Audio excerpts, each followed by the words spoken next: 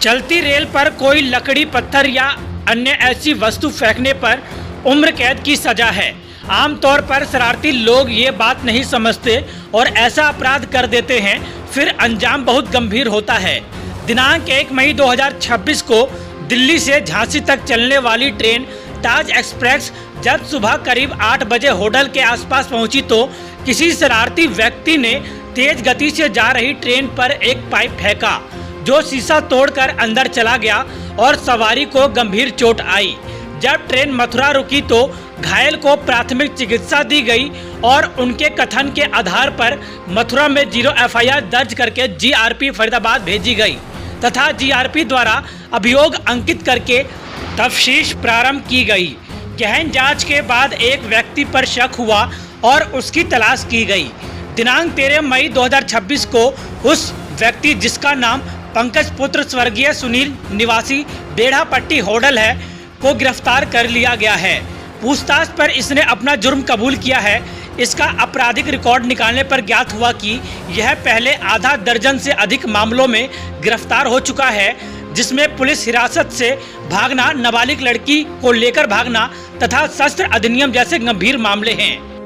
1 मई को ताज express train जो दिल्ली से झांसी तक जाती है, वो जब सुबह 8 बजे के करीब होटल क्रॉस कर रही थी तो होटल से थोड़ा सा पहले बेढ़ापट्टी के आसपास उसमें एक पाइप जो लगभग 3.5 फीट लंबा और 2 इंच की उसकी गोलाई थी और वो वजन भी अच्छा था, हैवी पाइप था। वो किसी ने फेंका है, जो गाड़ी का शीशा तोड़ के, इमरजेंसी विंडो को तोड़ के, और वो गया। गाड़ी तेज स्पीड से थी तो जिससे एक अंदर पैसेंजर को चोट लगी है गंभीर, जिसके आधार पे जब वो मथुरा रुके हैं तो उनकी फर्स्ट एड वहाँ की गई है और फर्स्ट एड के बाद जो उन्होंने जो लिख के दिया उसके आधार पे 0 FIR मथुरा में दर्ज हुई और उसके बाद वो फरीदाबाद हमारे GRP को भेजी गई, जिसकी जांच जब शुरू हुई और उसमें फिर शक हुआ एक आदमी के ऊपर, जिसे कल अरेस्ट किया गया। उसका नाम पंकज है और वो बेढ़ापट्टी जो होटल में है वहीं का रहने वाला है और शरारती आदमी है। उसके पहले भी आधा दर्जन के करीब उसके ऊपर केसेस हैं, जिसमें से एक नाबालिग लड़की का एक मामला है उसके ऊपर और एक मामला पुलिस कस्टडी से भागने का है उसके ऊपर और आर्म्स एक्ट का है और चोरी वोरी के मुकदमे हैं।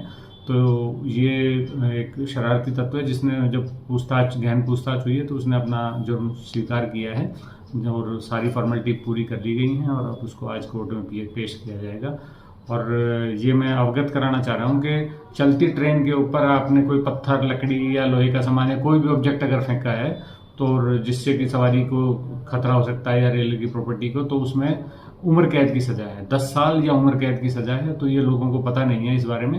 ये जो इस तरह के शरारती लोग जो करते हैं, अब ये पकड़ा गया, उम्र कैद की सजा है। जो हत्या के मुकदमे में उम्र कैद की सजा होती है उतना गंभीर मामला होता है, तो इसमें लोग सचेत रहें कि इस तरह की शरारतें वैसे भी देश की प्रॉपर्टी है। हम सब देश, अगर थोड़ी सी भी हमारे अंदर देशभक्ति है तो हम देश की प्रॉपर्टी को तो नुकसान नहीं पहुंचाएं कम से कम।